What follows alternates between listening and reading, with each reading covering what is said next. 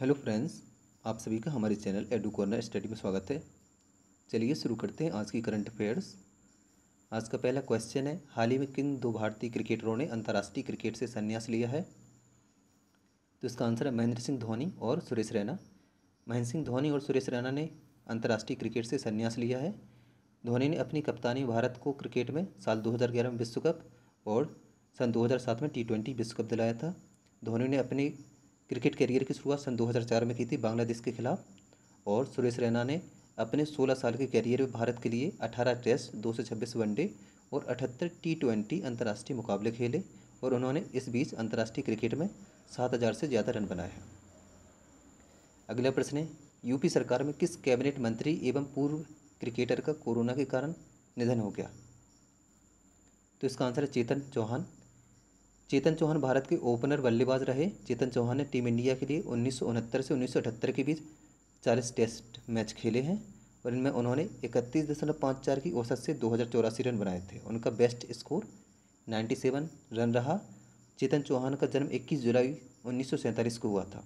उन्होंने भारतीय जनता पार्टी के टिकट से साल 1991 में अमरोहा में चुनाव लड़ा, और वे वहाँ से सांसद चुने गए थे। उत्तर प्रदेश की राजधानी लखनऊ है। सीएम है योगी आदित्यनाथ और गवर्नर है आनंदीबेन पटेल। और उत्तर प्रदेश का राज्य का गठन हुआ था 24 जनवरी 1950 को। इसकी सीटों की संख्या विधान परिषद में है 100, विधानसभा में 404, राज्यसभा में 31 और लोकसभा में 80। अगला प्रश्न है, भारतीय प्रतिभूति एवं विनिमय बोर्ड सेबी ने म्यूचुअल फंड नियमों के उल्लंघन के लिए सार्वजनिक क्षेत्र के कितने वित्तीय संस्थानों पर 10-10 लाख रुपए का जुर्माना लगाया है? तो इसका आंसर है 3। सेबी ने जिन संस्थानों पर जुर्माना लगाया है उनमें भारतीय स्टेट बैंक, भारतीय जीवन बीमा निगम और बैंक ऑफ बड़ौदा शामिल है। सेबी ने अपनी जांच में पाया कि एसबीआई, एलआईसी और बीओबी क्रमशः SBI mutual fund, LIC mutual fund और बड़ौदा म्यूचुअल फंड के प्रायोजक हैं, और इनके पास इन म्यूचुअल फंड में 10-10% से अधिक की हिस्सेदारी है। सेबी का फुल फॉर्म होता है securities and exchange board of India. इसकी स्थापना हुई थी 12 अप्रैल 1988 में। हेडक्वार्टर है मुंबई में, और चेयरमैन है अजय त्यागी, जो IAS रह चुके हैं। और एसबीआई, जिसका पूर्व में नाम था इंपीरियल बैंक, जो 1921 से 1955 तक इंपीरियल बैंक के नाम से चली है, और 1955 के बाद 1 जुलाई 1955 के बाद स्टेट बैंक जिसका नाम हो गया था, और इसका हेडक्वार्टर है मुंबई में। उसके चेयरमैन है रजनीश कुमार। और एलआईसी बैंक का गठन हुआ था 1 सितंबर 1956 में। हेडक्वार्टर मुंबई में, चेयरमैन है MR कुमार। और बैंक ऑफ बड़ौदा, इसका गठन हुआ था 20 जुलाई 1908 में। हेडक्वार्टर बड़ोदरा गुजरात में। इसके चेयरमैन एंड मैनेजिंग डायरेक्टर हैं संजीव चड्ढा। अगला प्रश्न है, केंद्रीय मंत्री स्मृति ईरानी ने हाल ही में उत्कर्ष आंगनबाड़ी केंद्रों पर विकसित किए गए 151 आंगनबाड़ी केंद्रों के लिए वीडियो कॉन्फ्रेंसिंग के जरिए किस ऐप का उद्घाटन किया?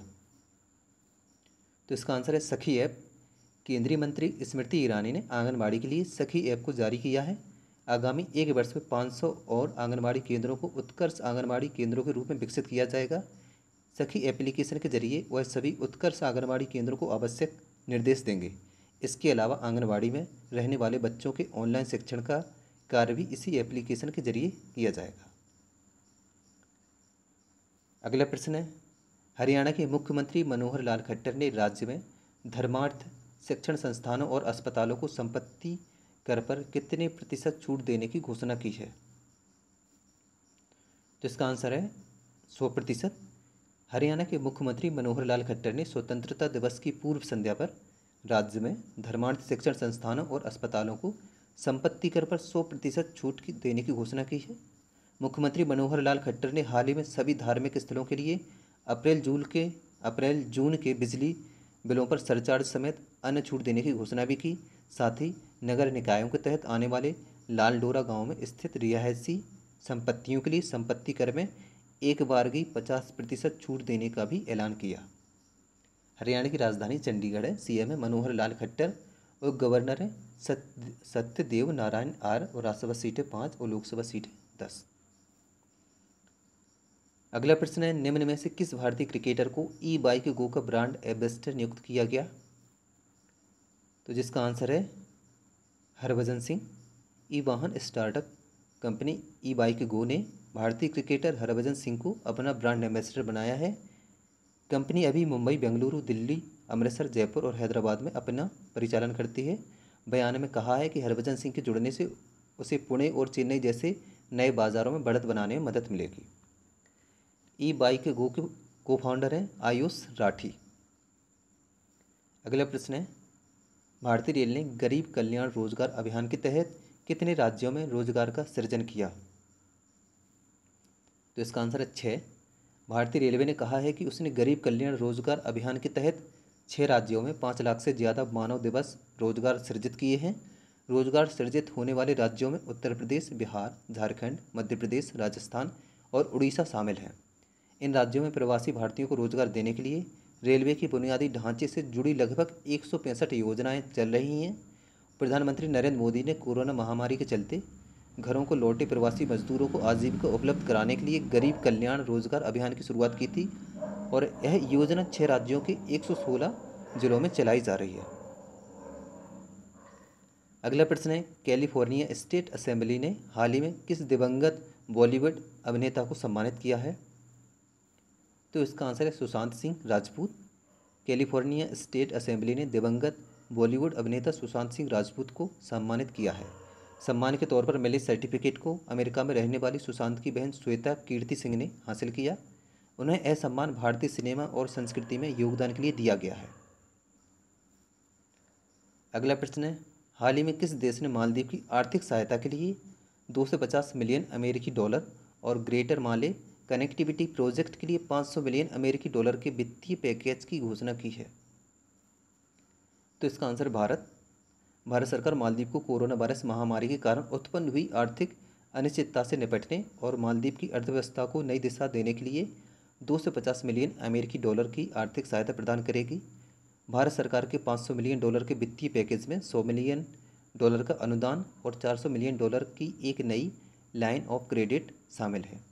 भारत सरकार की इस घोषणा के माध्यम से मौजूदा कोरोना वायरस महामारी के बीच दोनों देशों के संबंधों को और अधिक मजबूत करने में सहायता मिलेगी।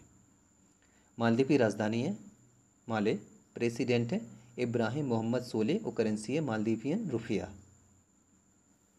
अगला प्रश्न है, ताइवान ने हाल ही में किस देश से नवीनतम 66 F-16 जेट खरीदने के लिए एक समझौते पर हस्ताक्षर किए? तो इसका आंसर है अमेरिका। ताइवान ने हाल ही में अमेरिका से नवीनतम 66 F-16 जेट विमान खरीदने के लिए समझौते पर हस्ताक्षर किए हैं। इससे आगे अमेरिका और चीन के बीच तनाव बढ़ने की आशंका है। 1992 के बाद यह अमेरिका से ताइवान की पहली खरीद है। ताइवान के पास पुराने 150 F-16 लड़ाकू विमान हैं। अब ताइवान को नई तकनीक के साथ ये लड़ाकू विमान मिलेंगे। अमेरिका ने अपनी लड़ाकू विमान निर्माता कंपनी लॉकहीड मार्टिन को अगले 10 साल तक F-16 विमान का आधुनिकीकरण बनाने का $62 अरब का ठेका दिया है। ताइवान की राजधानी है ताइपेई, करेंसी है न्यू ताइवान डॉलर और प्रेसिडेंट है त्साई इंग वेन। अमेरिका की राजधानी वाशिंगटन DC, प्रेसिडेंट है डोनाल्ड ट्रंप और करेंसी है अमेरिकन डॉलर। और चीन की राजधानी बीजिंग, प्रेसिडेंट है शी जिनपिंग और प्राइम मिनिस्टर हैं ली केकियांग। अगला प्रश्न है, उस संगठन का पता लगाएं जिसने भारत के स्वतंत्रता दिवस 2020 के अवसर पर एक इंडिया टीम इंडिया अभियान शुरू किया था? तो इसका आंसर भारतीय ओलंपिक संघ।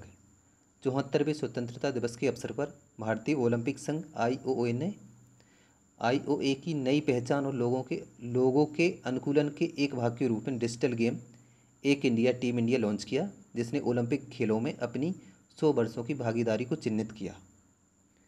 भारतीय ओलंपिक संघ की स्थापना हुई थी 1924 में। हेडक्वार्टर नई दिल्ली में। उसके प्रेसिडेंट हैं नरेंद्र बत्रा और प्रधान सचिव हैं राजीव मेहता। अगला प्रश्न है, अलीगढ़ नगर निगम के पहले राष्ट्रीय ब्रांड एम्बेसडर कौन बने हैं? तो इसका आंसर है Shahzan Mujeeb. Indian Idol season 11 के फाइनलिस्ट और Oscar nominated playback singer Shahzan Mujeeb Aligarh municipal corporation के स्वच्छ भारत अभियान के लिए नेशनल और इंटरनेशनल लेवल पर पहले एवर नेशनल ब्रांड एम्बेसडर बने। वह एक संगीतकार और संगीत निर्देशक भी हैं। उनकी फिल्म गेरा ने सर्वश्रेष्ठ गुजराती फिल्म का राष्ट्रीय पुरस्कार जीता। अगला प्रश्न है, लोकसभा ने हाल ही में किस भाषा में शुरुआती स्तर का पाठ्यक्रम शुरू किया? तो इसका आंसर फ्रेंच। लोकसभा ने संसद भवन में लोकसभा सचिवालय के अधिकारियों और कर्मचारियों के लिए फ्रेंच में शुरुआती स्तर पर पाठ्यक्रम शुरू किया है। कोर्स के लिए 57 अधिकारियों ने पंजीकरण कराया। अगला प्रश्न है, मुक्ति कारवां किस फाउंडेशन का अभियान है? तो इसका आंसर है कैलाश सत्यार्थी चिल्ड्रंस फाउंडेशन। बाल अधिकार कार्यकर्ता और नोबेल पुरस्कार विजेता कैलाश सत्यार्थी की नींव से बिहार में बाल तस्करी के खिलाफ अभियान चलाया गया था। मुक्ति कारवां एक अभियान है जो कई वर्षों से देश के विभिन्न हिस्सों में चल रहा है।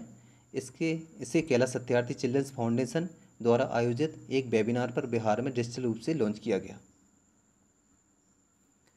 Answer of the last day. तो फ्रेंड्स, कल मैंने आपसे क्वेश्चन पूछा था। क्वेश्चन है, निम्न में से किस देश ने उन्नत मिसाइल रक्षा प्रणाली एरो 2 का सफल परीक्षण किया? तो इसका सही आंसर है Israel. Next question of the day, राष्ट्रीय स्वास्थ्य एवं परिवार कल्याण संस्थान का निर्देशक किसे नियुक्त किया गया? तो फ्रेंड, इस क्वेश्चन का आंसर आपको कमेंट बॉक्स में देना है और इस क्वेश्चन के बारे में जितने ज़्यादा से ज़्यादा लिख सकते हैं ज़रूर लिखें। और फ्रेंड्स, यदि आपको हमारा वीडियो पसंद आए तो वीडियो को लाइक करें, शेयर करें, कमेंट्स करें। और आपने अभी तक हमारे चैनल को सब्सक्राइब नहीं किया तो कृपया सब्सक्राइब करें। साथ में बेल आइकन भी प्रेस करें जिससे हमारी आने वाली सभी महत्वपूर्ण नोटिफिकेशन आपको हमेशा मिलती रहे। और इस वीडियो की PDF हमारे टेलीग्राम ग्रुप एडुकोना स्टडी से प्राप्त कर सकते हैं। साथ ही वीडियो के डिस्क्रिप्शन में लिंक दी गई है जहाँ से भी आप PDF डाउनलोड कर सकते हैं। धन्यवाद।